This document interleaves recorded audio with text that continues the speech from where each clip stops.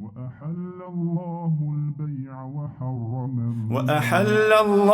البيع وحرم الربا وأحل الله البيع وحرم الربا. السلام عليكم ورحمة الله وبركاته. الحمد لله الذي شرع لنا من الدين ما ارتضاه وأحل لنا البيع وحرم الربا فعمت بها البركات وازدهرت الأرجاء. أشهد أن لا إله إلا الله وحده لا شريك له،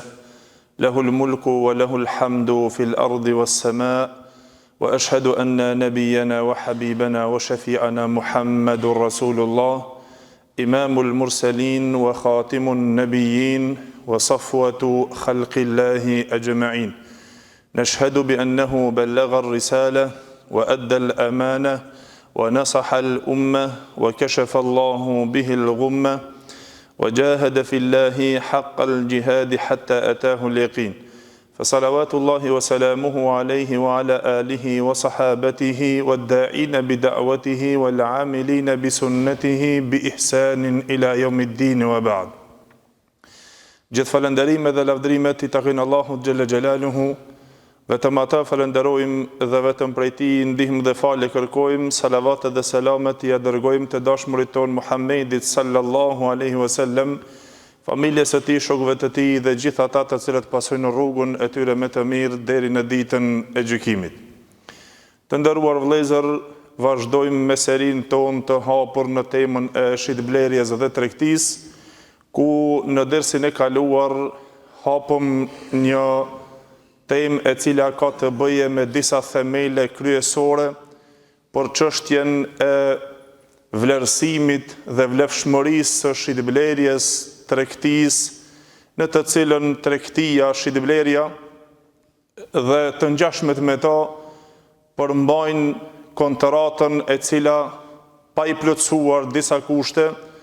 dhe pa I plotësuar disa themele, disa baza të cilët janë shtylla kryesore në të cilët qëndron një shitblerje, një tregti, ku çdo tregti apo çdo shitblerje e përmban dhe kontratën e saj, pra në të cilën në to ngërthejnë ato shtyllat kryesore ku pa to nuk qëndron dhe nuk vlerësohet një shitblerje. Cekom ato kuptimet e tyre në dersin e kaluar dhe tham se ajo e cila në vijim duhet për të patur kujdesin për të shpjeguar është o vëllezër që të dim pra këto tre kushtet apo tre themelet kryesore të cilët janë shtyllat e një marrëveshjeje të shitblerjes apo janë shtyllat kryesore të shitblerjes dhe tregtisë. Dietarët thamë që shumica e tyre shkuan në atë se shitblerja I ka tre kushte, I ka tre baza, tre themele, tre shtylla, pa të cilët ajo nuk qëndron.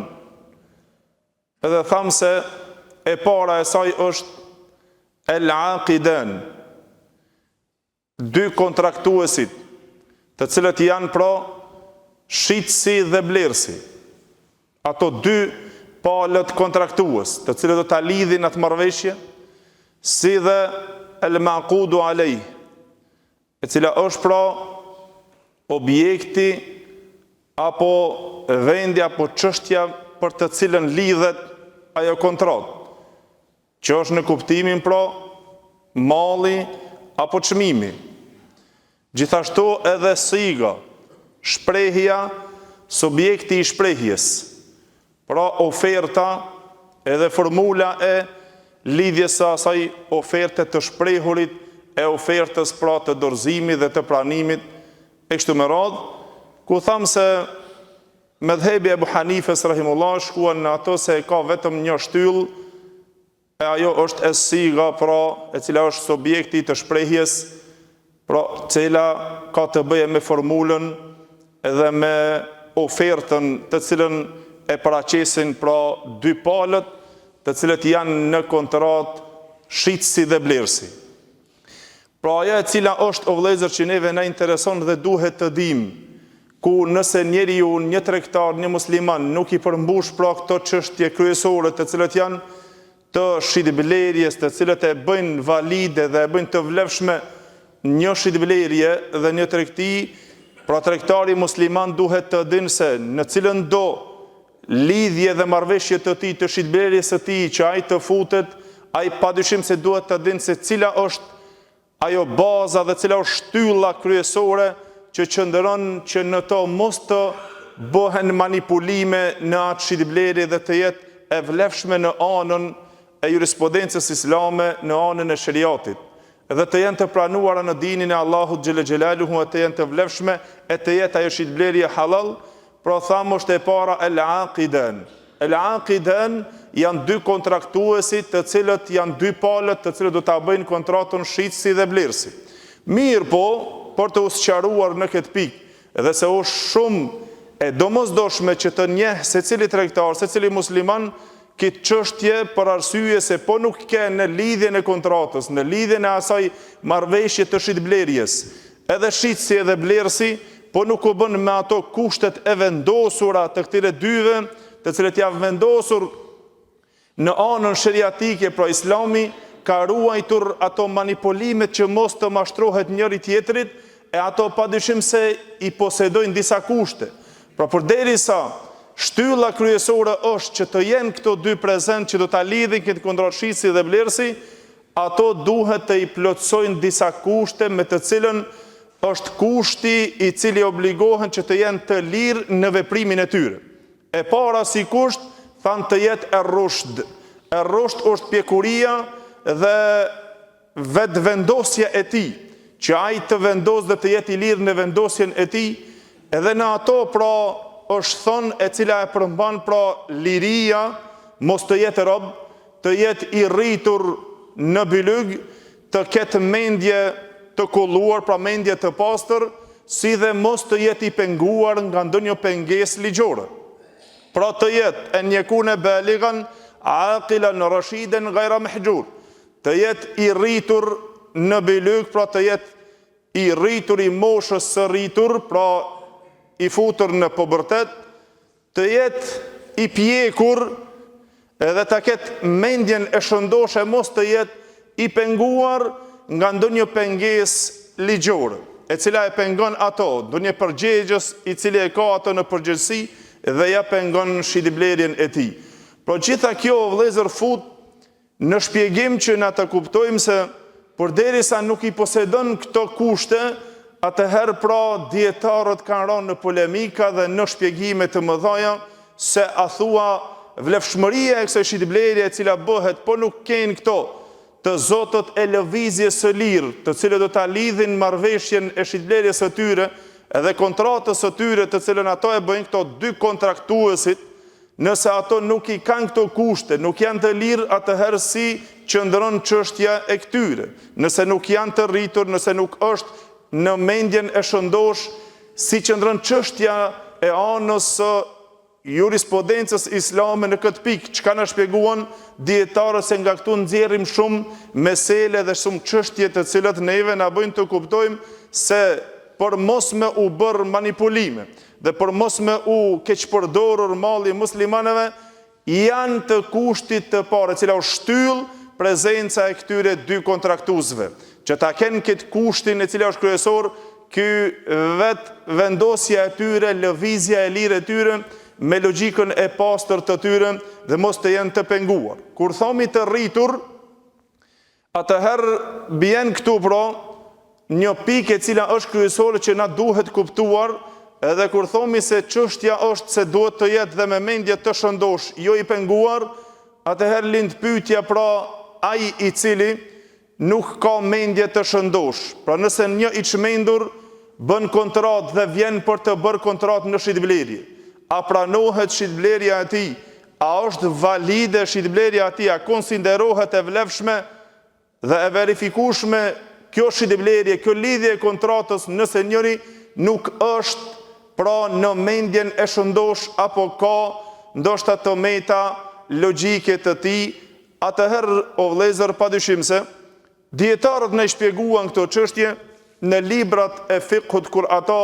na sqaruan që na për të kuptuar dhe të dim që mos të bim ndoshta në ndonjë kontradikt e cila neve na e prish dhe na e humb vlerën e asaj shitblerje që mund të ketë, domethënë pas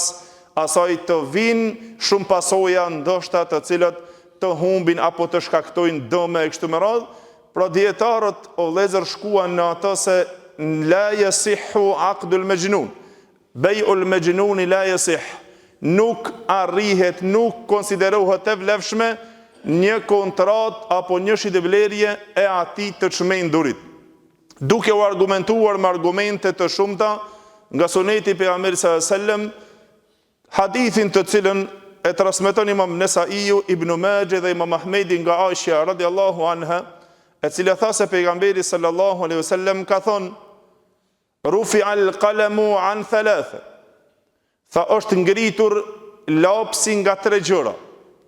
Nga 3 njerëz, nga 3 palë njerëzish, dhe tha: "Anin naimi hatta yastayqiz." Është ngritur lapsi nga ai i cili është duke flejtur gjumë derisa të zgjohet.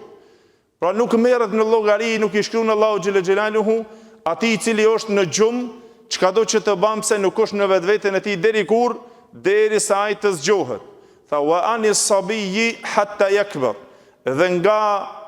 i vogli, nga fëmiu derisa ai të rritet. Tha dhe gjithashtu wa anil majnuni hatta yaqil aw yafuq.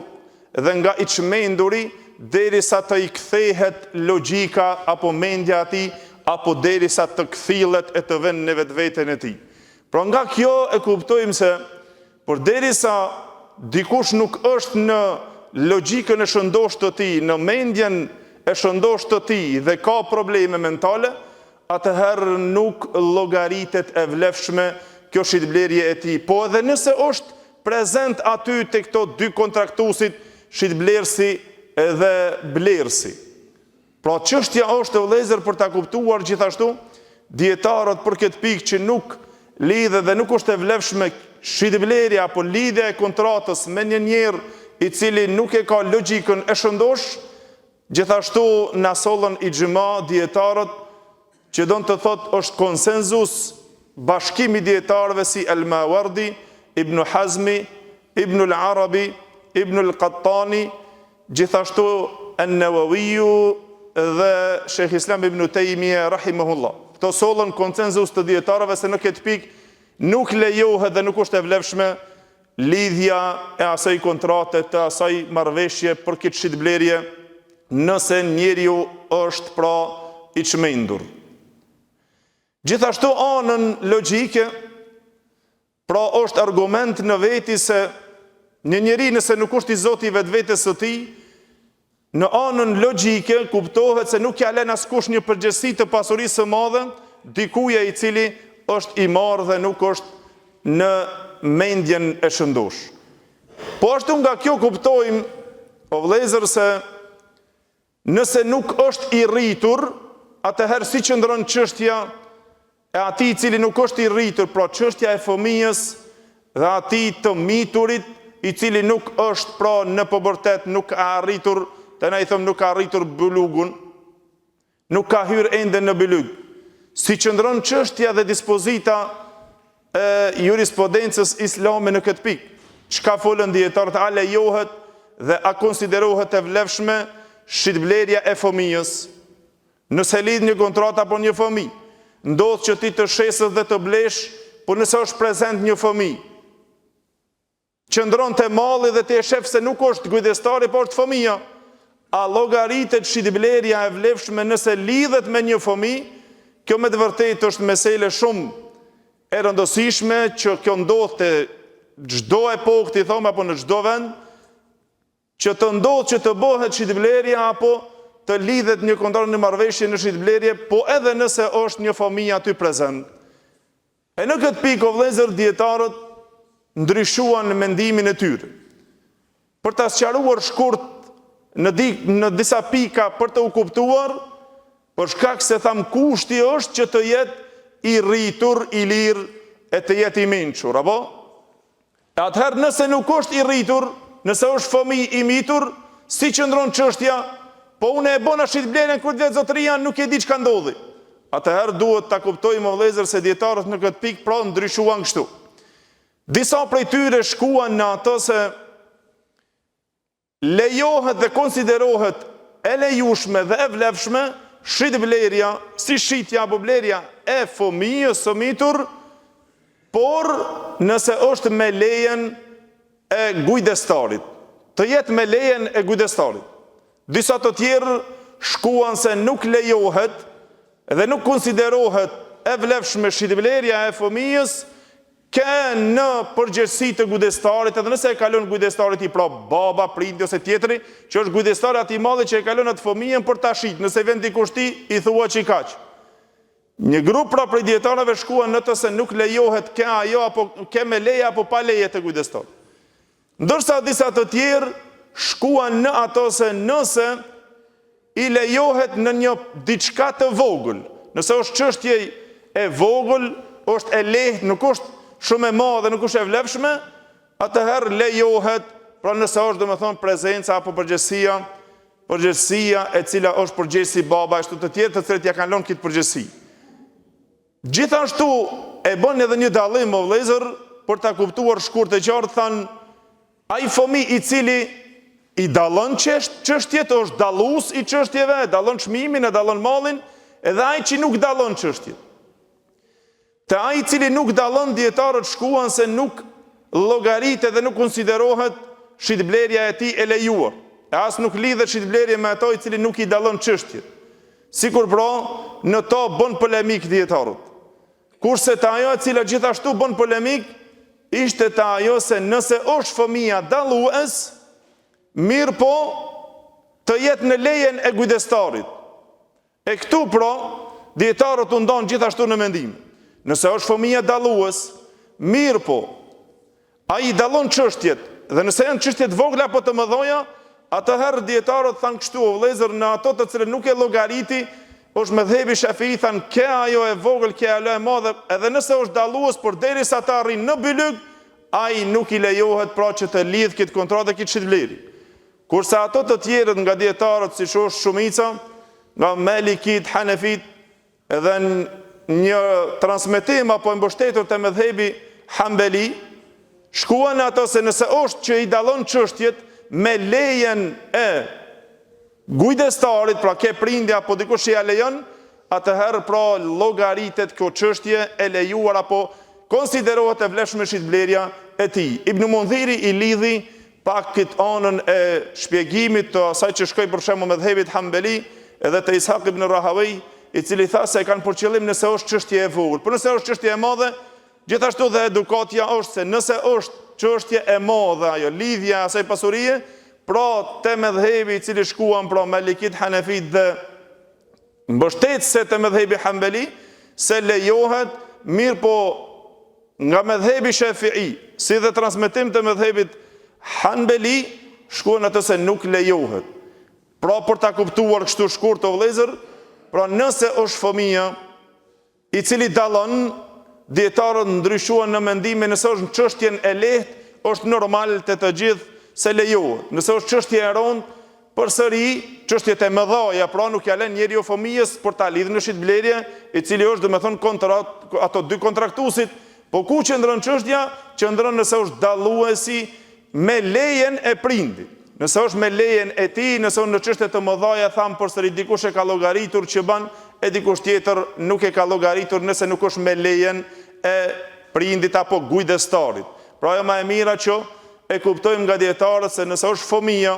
i cili është dallues, edhe pse ndoshta se ka arritur ndoshta bylygun, por përderisa i dallon çështjet dhe e lën përgjegjësi aty dhe jep leje përgjegjësi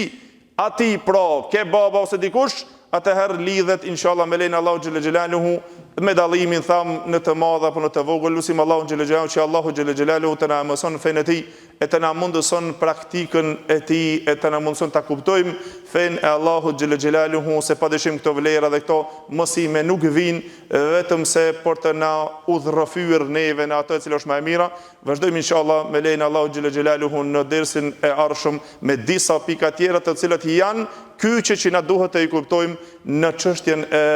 lidhjes e kontratës të dy kontraktuesve, që është shtylla kryesore e saj me kushtet të cilat i përmban. Wa kullu qawli hadha astaghfirullahi li wa lakum walhamdulillahi rabbil alamin.